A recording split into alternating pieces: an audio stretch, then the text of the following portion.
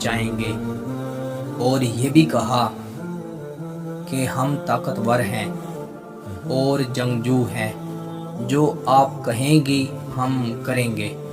ملکہ بلقیس نے کہا، بادشاہ جب کسی قوم میں آتے ہیں تو اسے تباہ کر دیتے ہیں، چنانچہ ان سے لڑنا نہیں چاہیے۔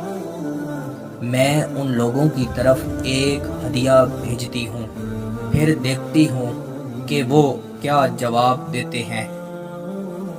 ہدہد نے آ کر حضرت سلیمان علیہ السلام کو یہ سارا واقعہ سنایا۔ ملکہ بلقیس نے اپنے قاصد کو روانہ کیا۔ اسرائیلی روایات کے مطابق ملکہ بلقیس نے جو تحائف بھیجے ان میں سونے کی اینٹیں، جواہرات، 100 غلام اور 100 کنیزیں تھیں، اور ملکہ کا ایک خط بھی تھا۔